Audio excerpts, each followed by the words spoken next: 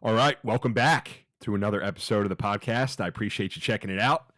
My guest today is the founder and chairman at athletes.org, the Players Association for College Athletes. AO delivers on-demand support, helps athletes amplify their voice, as well as maximize their income. He's also founded companies NextSpex, Iron Tribe Fitness, and most recently, INFLCR. He stepped down as the CEO of INFLCR in August 2023 to help build athletes.org alongside his co-founder, former NFL vet, Brandon Copeland. He lives in Birmingham, Alabama with his wife and 3 kids. His name is Jim Cavale.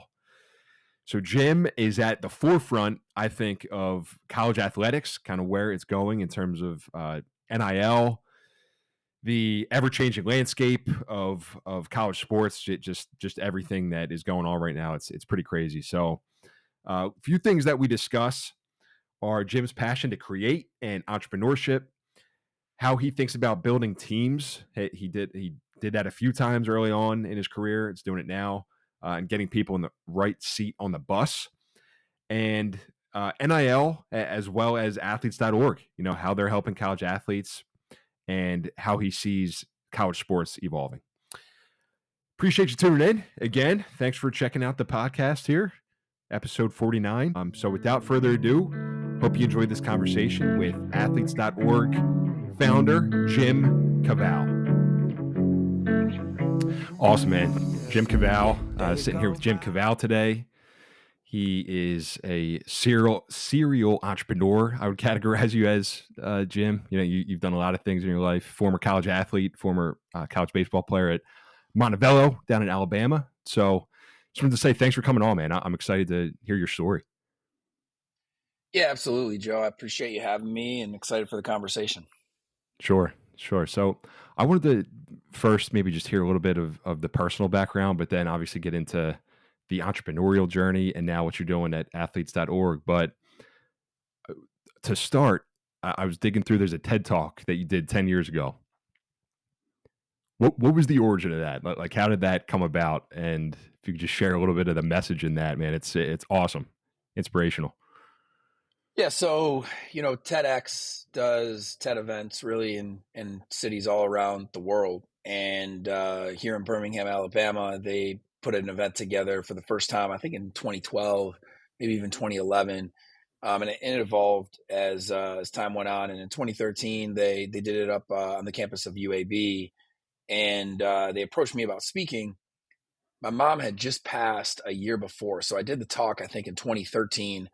And my mom had passed when I was 30 years old, not to date myself, but I'm 42 now. So 12 years ago, she passed when I was 30. And that had a big impact on me. My mom had a big impact on me. And it inspired me to give a talk that was really all about leaving a legacy and a formula, if you will, to be able to leave a legacy. And it was all based on how my mom lived her life and how I felt she was leaving a legacy for me to leave to my children and so on. And so it was really cool to be a part of that event. I've always been a speaker in every business I've built, and speaking something I enjoy doing. It's one of the things that, I am wired to do. And so it was really fun to do it outside of business on a topic that I'm really passionate about. Absolutely. I love it. Yeah, the message was awesome.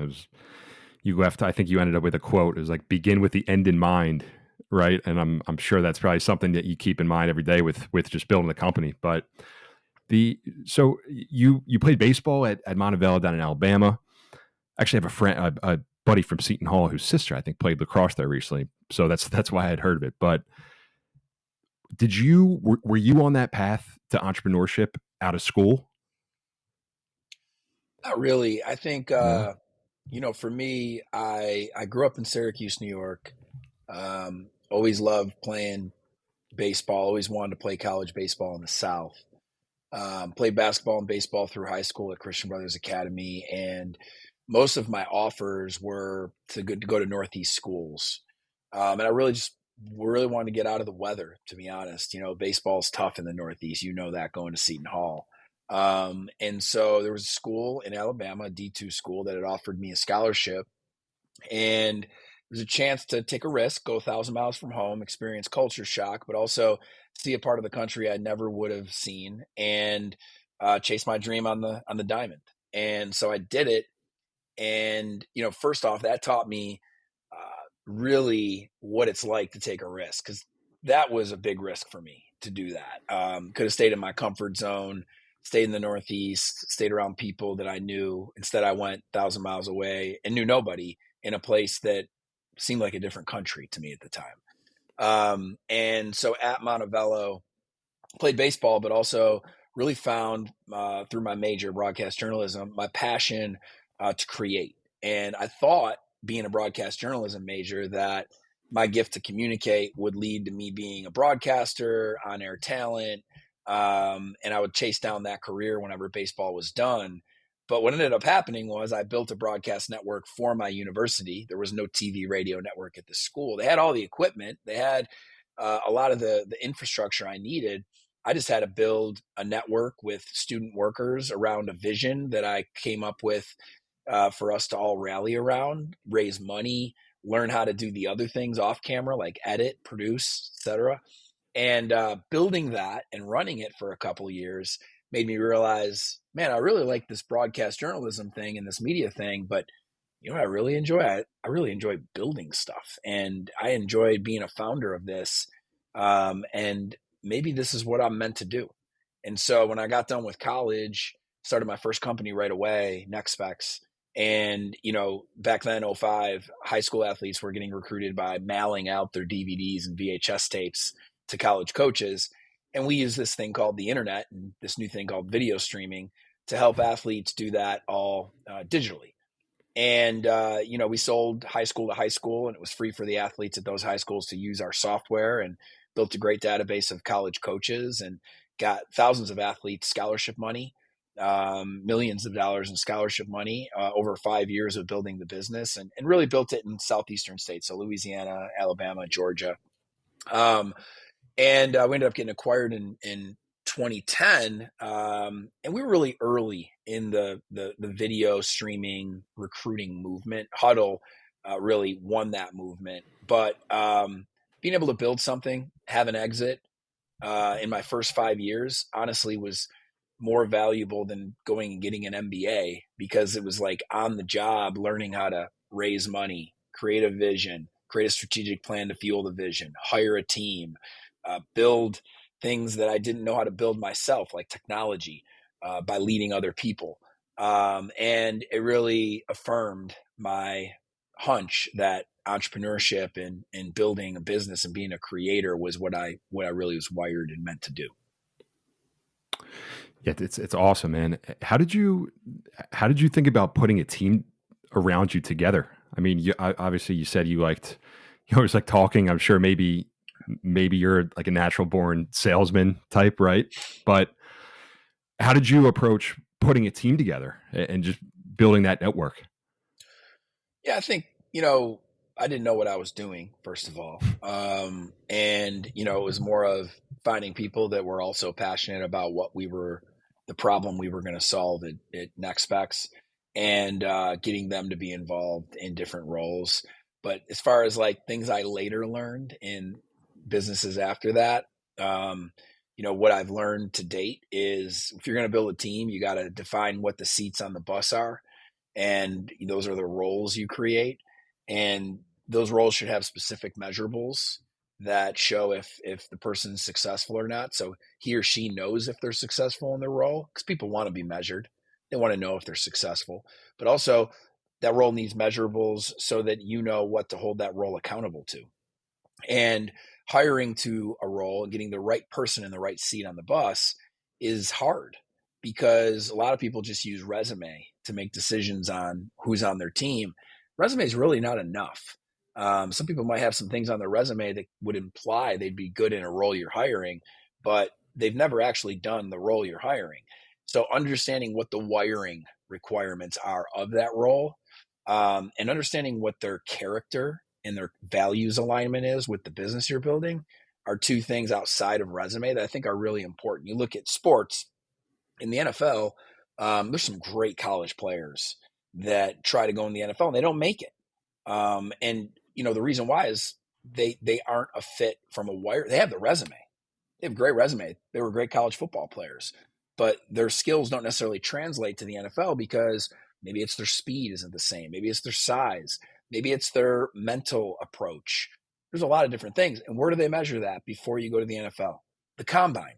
And the combine's there to say, hey, your resume got you to the combine.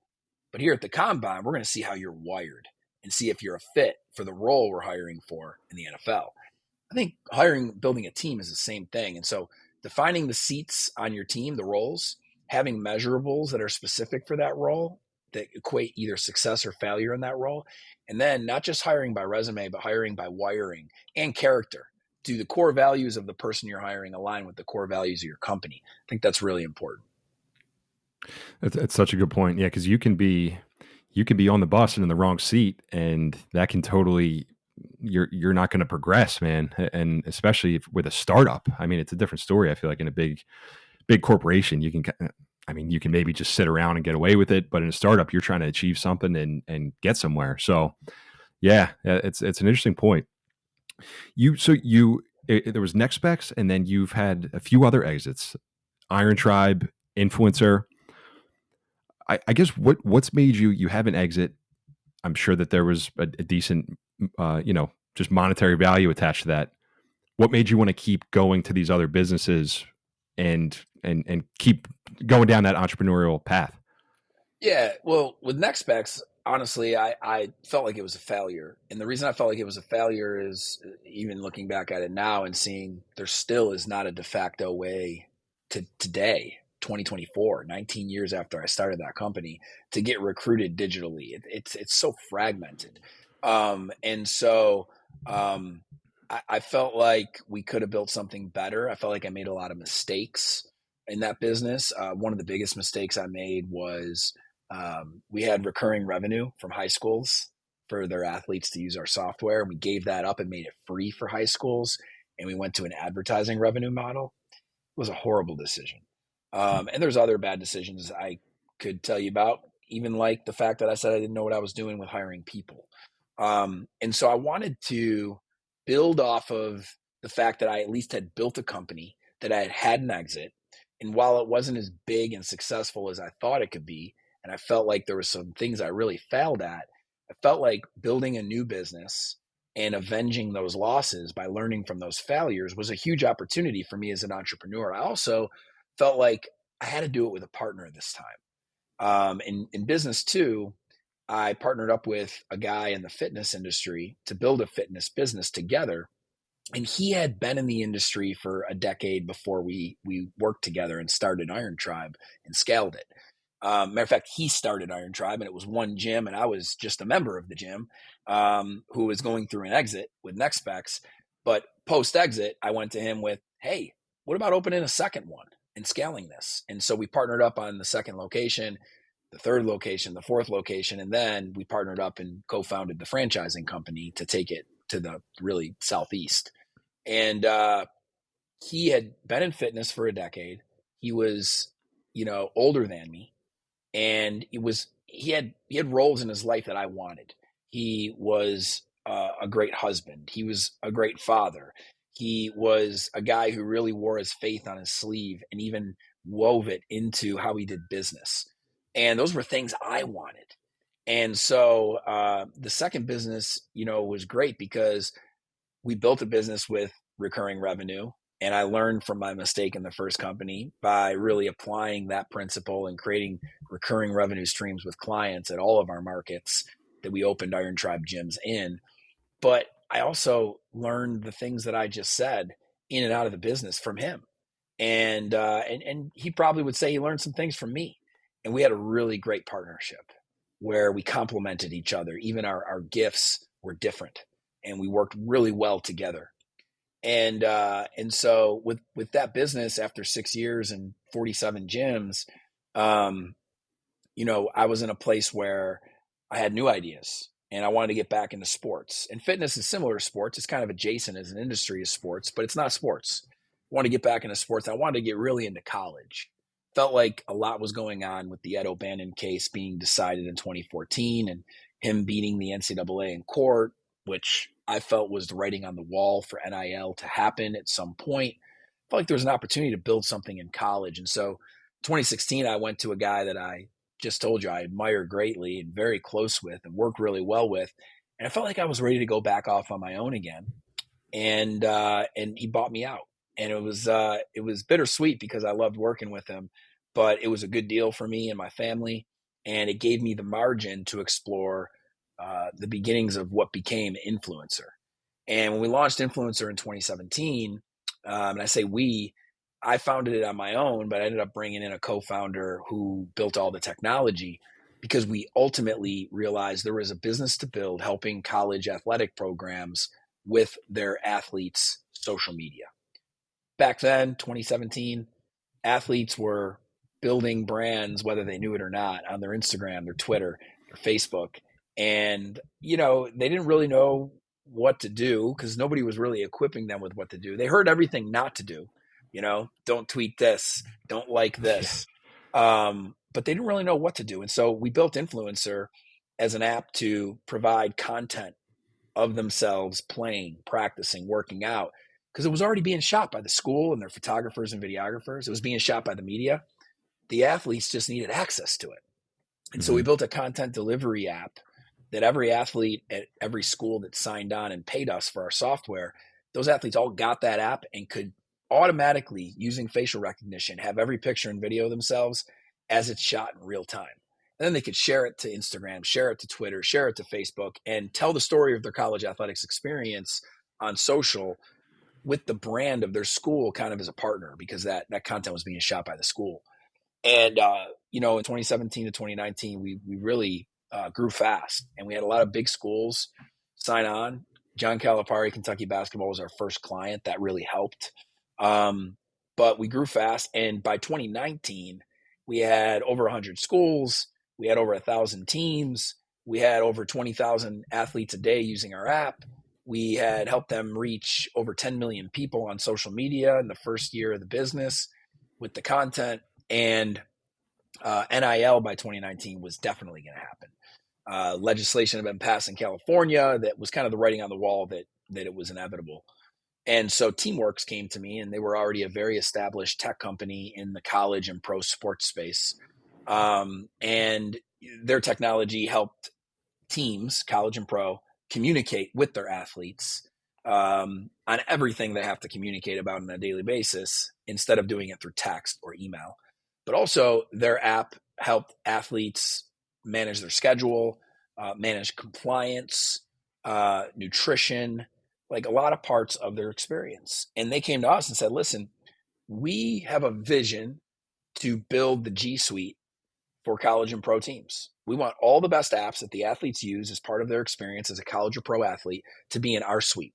And we want Influencer to be our first acquisition, but we plan to acquire another 10 companies like you and build a suite of apps that touch every part of the college or pro athlete experience. Do you want to do this deal? Because if we do it, we also want you to stay on board as CEO, and we want you to build for NIL because we know it's coming and we can put capital behind it. So I did the deal. Everybody said I couldn't do it. And the reason they said I couldn't do it, my wife, my dad, whoever is giving me advice at that time in 2019, saying, Jim, you're kind of unemployable. Like, how are you going to live inside of the Teamworks environment when, like, you're a founder and you like to run and have autonomy? And I felt like, it was a really great financial deal for my family and I. And I was at the time 37. So I was older. I had 3 kids. Felt like it was good to take some chips off the table. Number 2, they were giving me great stock options in a company I felt was going to be huge in pro and college sports and already was pretty big. Number 3, their founder and me got along really well. And I trusted that he was going to let me run and still be the founder and entrepreneur and creator that I am. And he wanted me to be that because NIL had to be figured out. And they already had all the colleges. We had to build for NIL. This is the guy to do it. That's how he looked at me. And so I did the deal and we built for NIL. And in 2021, we rolled out payments and reporting technology for all of our existing college clients to add to their deal with Influencer. And they did, because they needed a system of record for their athletes to report all their deals to, whether it's a deal from a collective, a deal from a brand. And so we became really the system of record for NIL for the majority of college athletics. And it was a wild ride, you know. So you know, each company, I learned things. I'll say in Iron Tribe, biggest mistake we made was we tried to be all things to all people with our marketing. We were great marketers. We wrote a book about marketing and how we built the brand off of marketing.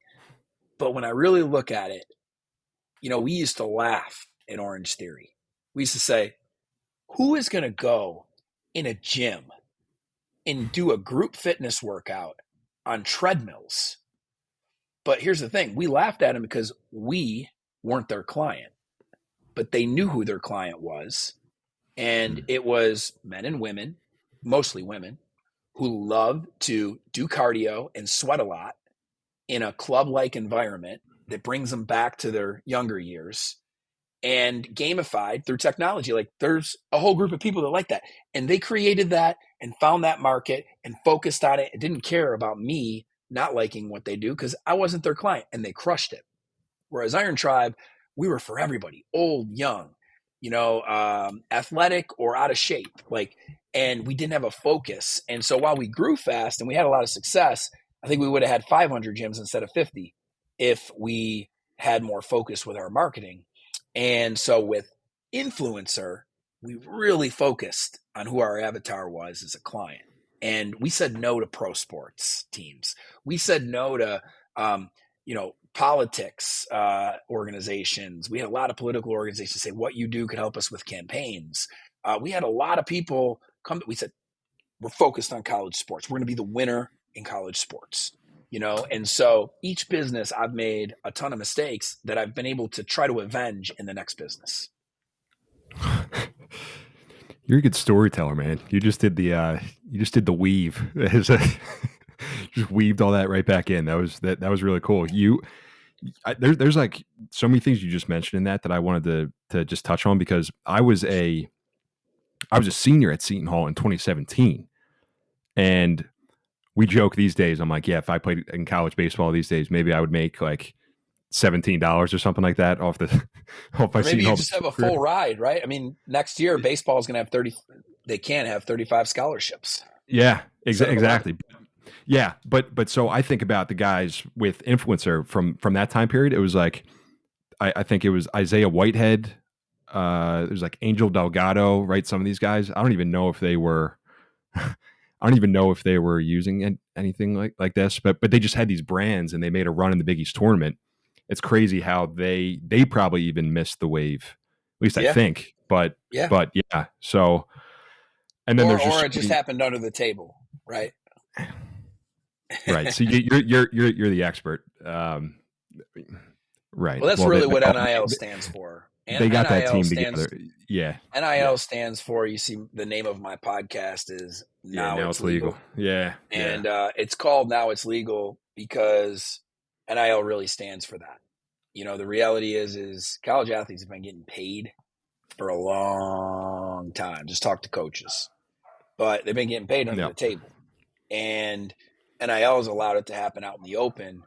And, you know, there's a lot of athletes that actually, while it's great they're being paid, they're being taken advantage of with fake offers and all kinds of other stuff. And we can get into that. But it is interesting to think about who missed it. Like you just said, Delgado is an example. Johnny Manziel is a really well-known. I mean, imagine what Johnny Manziel probably would have stayed another year at least at Texas A&M. You know, so sure, that's a real thing.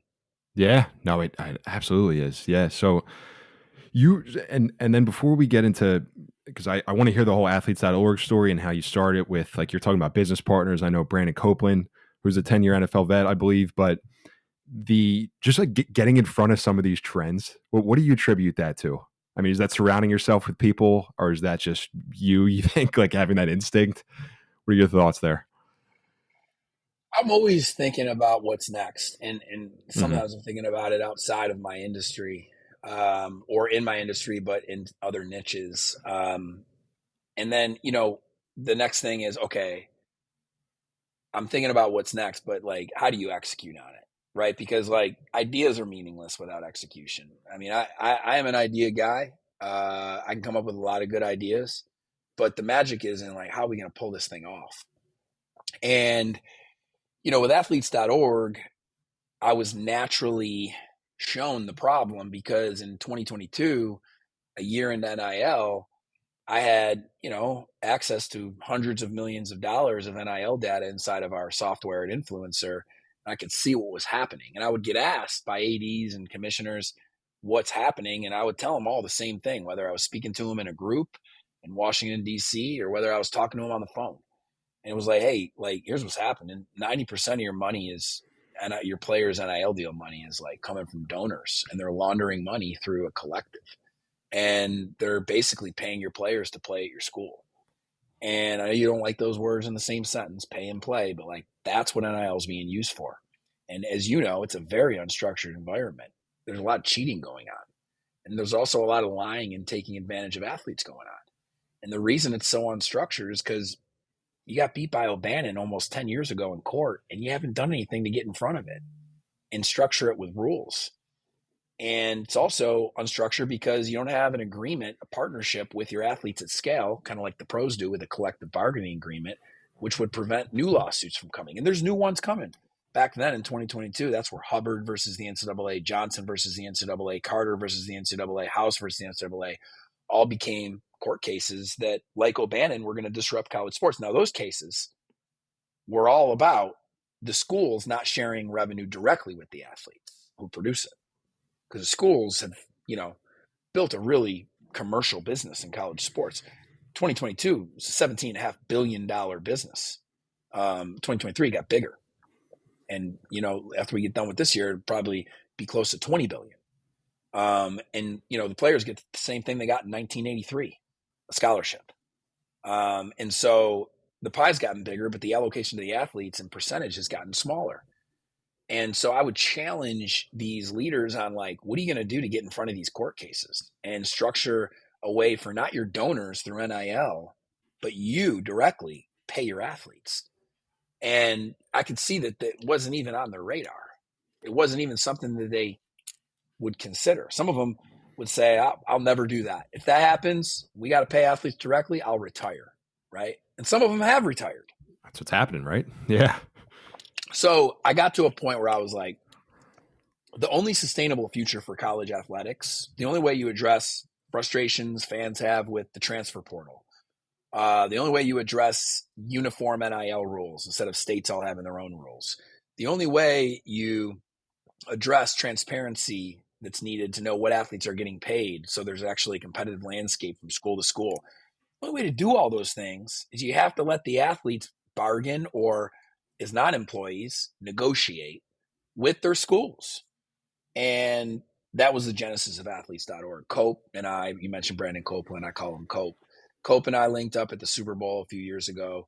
He was contemplating playing an 11th season in the NFL. I was trying to sell him on being partners with me and building athletes.org as the Players Association for college athletes. He ended up deciding to not play an 11th year and partner with me. And honestly, if he didn't do that, I don't know if I would have started it. I felt like I needed a strong partner who had experienced a union in the pro ranks. Cope played 10 years. He was a union rep for his teams in the NFL, 3 of his 10 seasons. So he really understood what we were trying to bring to college sports. And, athletes.org isn't a union. College athletes aren't employees, but we're built to do a lot of what a union does, not just for the athletes to get them to the table and get them to be able to negotiate for themselves, but also for the schools. They need an athletes.org to do an agreement with them so they don't keep getting sued. So there's actually a sustainable future for college athletics that does have structure to the transfer portal and NIL and revenue sharing and all those other things, health and safety benefits.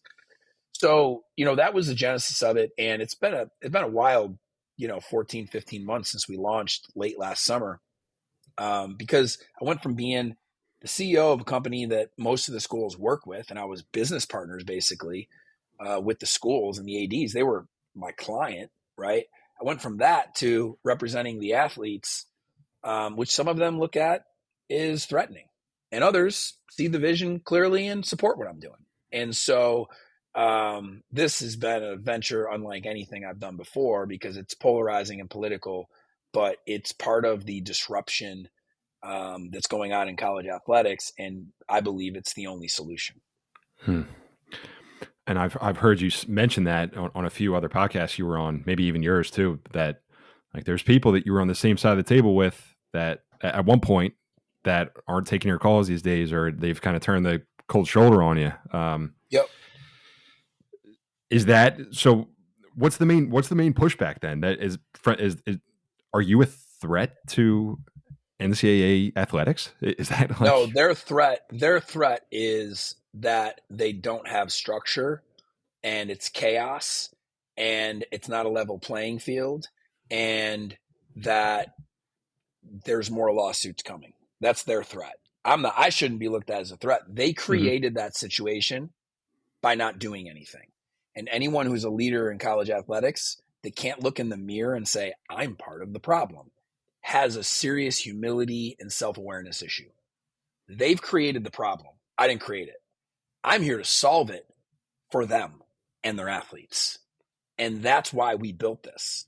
And the reality is you can't win without talent. You can't win without the athletes. You can't even have a program without them.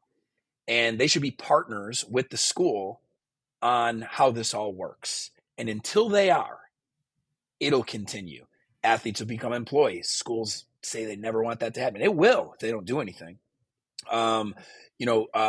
Athletes will sue for all kinds of things. Title IX issues on how money's being distributed. Eligibility. You'll have an athlete, I think, eventually say, why, how come we only play 4 years? I should be able to play 7 years. Like everything you can think of will become a lawsuit. I'm not creating those lawsuits. I've never gone to court with an athlete and started a case. There's people in our industry who've done that. I've never done that. I'm here to fix the problem. And the ones who see what I'm saying and can look in the mirror and say, we have a problem. I'm part of the problem. They also can talk to me and say, Jim, how do you propose we fix the problem? The ones who can't,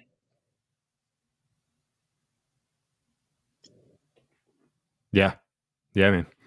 Yeah.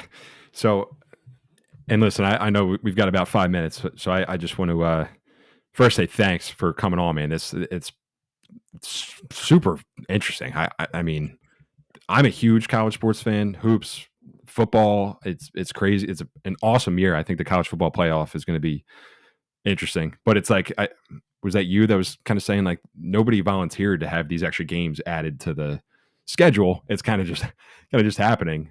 There's another lawsuit. Yeah. They don't figure this out. Right. A player that could go to the NFL, and make a bunch of money has to play in 2 extra playoff games and gets hurt, and there you go. So I mean, these are all real issues. Yep.